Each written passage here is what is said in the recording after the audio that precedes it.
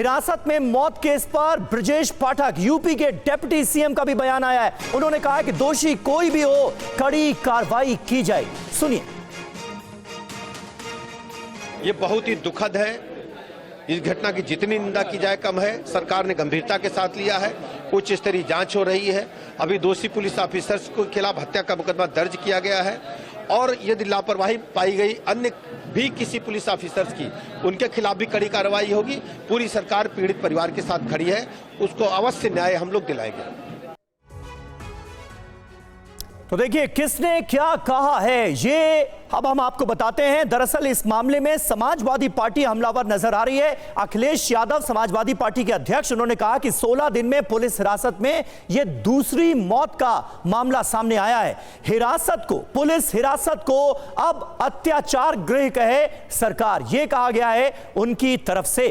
प्रियंका गांधी का इस पर बयान सामने आया। उन्होंने कहा कि बीजेपी राज में पुलिस क्रूरता का पर्याय बन गई है। यूपी पुलिस कानून के रखवाले ही जान ले रहे हैं, यह कहा है प्रियंका गांधी ने। और वो भी सरकार पर बहुत हमलावर नजर आ रही हैं। इस मामले को लेकर न्याय की उम्मीद आखिर किससे करें, यह सवाल पूछा है प्रियंका गांधी ने इस मामले में। वहीं मायावती बीएसपी के अध्यक्ष क्या कह रही हैं? हिरासत में मौत की घटना अति निंदनीय है, यह कहा है मायावती ने। उन्होंने कहा न्याय के लिए प्रभावी कदम सरकार तुरंत उठाए, ये कहा गया। अब अपराधियों पर सख्त कार्रवाई बहुत ज्यादा जरूरी है, यह बीएसपी अध्यक्ष की तरफ से कहा गया है। फराज किदवई साहब, इस मामले में सरकार यह भरोसा दिलाने की कोशिश कर रही है कि वो पीड़ित परिवार के साथ है। पोस्टमार्टम रिपोर्ट में मौत की वजह क्लियर नहीं हुई है, यह अपने आप में एक सवाल है, लेकिन आगे क्या उन सवालों के जवाब मिलेंगे? परिवार को सही मायने में इंसाफ मिल पाएगा? हिरासत में मौत हुई है, अत्याचार किया गया या नहीं किया गया, पिटाई हुई या नहीं हुई, यह अभी क्लियर नहीं है। फिर आप लोग सरकार पर इतने हमलावर क्यों नजर आ रहे हैं? पुलिस को लेकर इतने गंभीर सवाल क्यों खड़े किए जा रहे हैं? फराज साहब। समीर जी, गोस्वामी तुलसीदास जी ने कहा था कि परहित सरिस धर्म नहीं भाई, पर पीड़ा सम नहीं अधमाई। इसका मतलब यह हुआ कि दूसरों की भलाई के समान कोई धर्म नहीं है और दूसरों को दुख पहुंचाने के समान कोई पाप नहीं। अब आप देखिए कि अभी अवस्थी जी हमारे भाई हैं, इन्होंने कहा कि 10 लाख रुपए दे करके परिवार के आंसू पोंछने की कोशिश की गई। अरे साहब, 10 लाख रुपए से क्या उस परिवार के आंसू पूछेंगे? उस परिवार के आंसू जीवन भर नहीं पूछेंगे अवस्थी जी। ये 10 लाख रुपए को आप दे करके आप बता रहे हैं कि मतलब ये क्या स्टेटमेंट है बीजेपी के प्रवक्ता का? I am really very shocked Sameer ji. और दूसरी बात यह है कि माननीय मुख्यमंत्री जी ने विधानसभा के पटल पर यह कहा था कि मिट्टी में मिला देंगे। उन्होंने सही कहा था, क्योंकि उत्तर प्रदेश की लॉ एंड ऑर्डर की जो व्यवस्था है समीर जी, वो पूरी तरह से मिट्टी में मिल गई है। ये मैं नहीं बोल रहा हूं, ये social justice and empowerment ministry की ये रिपोर्ट बोल रही है, जिसकी और ये रिपोर्ट छपी थी 23 सितंबर 2024 को इंग्लिश के एक बहुत बड़े लीडिंग न्यूज़पेपर में, जिसके हिसाब से जो दलितों के ऊपर अत्याचार हो रहे हैं, उसमें अमृतकाल के इस उत्तम प्रदेश में सबसे ज्यादा अत्याचार जो है वो दलितों पर अगर कहीं हो रहे हैं पूरे देश में, तो वो उत्तर प्रदेश में हो रहे हैं। ये सरकारी रिपोर्ट बोल रही है। तो ये कौन सा अमृतकाल चल रहा है, ये कौन सा लॉ एंड ऑर्डर है? ये सरकारी रिपोर्ट्स बता रही हैं, समाजवादी पार्टी या मैं नहीं बोल रहा हूं। अब दूसरी बात आप आ जाइए, पहले हम आ जाते हैं लखनऊ में जो चिन्हट थाने में जो 32 वर्षीय कारोबारी मोहित पांडे है, उसकी हत्या के जो हुई है। समीर जी, ये हत्या जो हुई है, इसका जो विवाद था आपको पता है कितना था? 600 रुपए का विवाद था। ये मैं नहीं बोल रहा हूं, ये आज समाचार पत्र में बहुत बड़ी आधे पेज की स्टोरी छपी हुई है।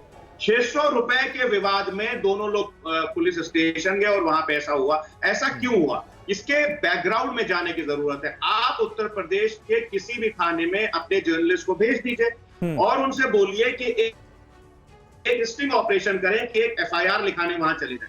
जब आप एफआईआर लिखाने जाएंगे तो दोनों पक्ष बुलाए जाएंगे और पुलिस पूरी तरह से रिश्वत मांगने की कोशिश करेगी कि तुम हमको इतने पैसे दे दो, तुम हमको इतने पैसे दे दो, तो तुम्हारा मामला निपट जाएगा।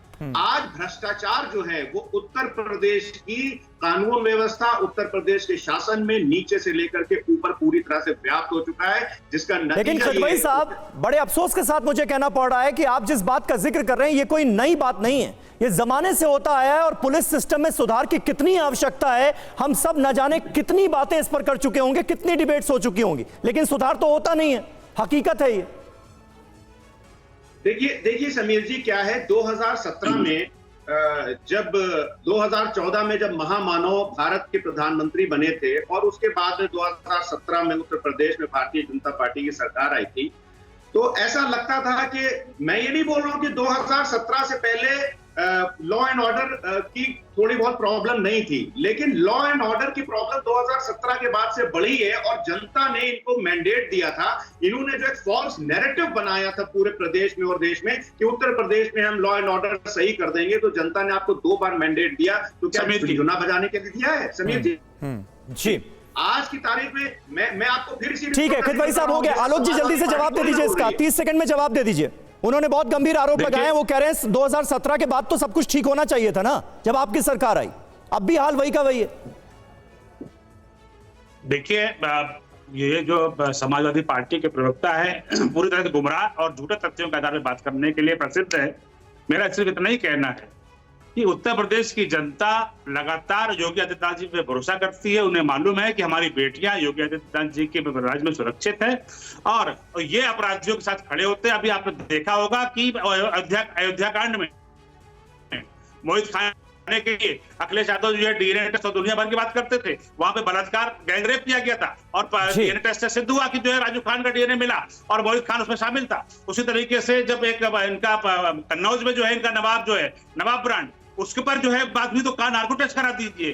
तो अपराधियों में ये नहीं आलोक जी, लेकिन महिलाएं कहां सुरक्षित है? देखिए वो अखबार की एक कटिंग लेके आए हैं, चिन्हट में जो गैंग रेप हुआ है उसकी खबर दिखाने की कोशिश कर रहे हैं। कानपुर केस का हमने जिक्र किया जहां पर एक महिला को डीएम कैंपस में ही दफना दिया जाता है, उसके शव को कैंपस के ठीक बगल में।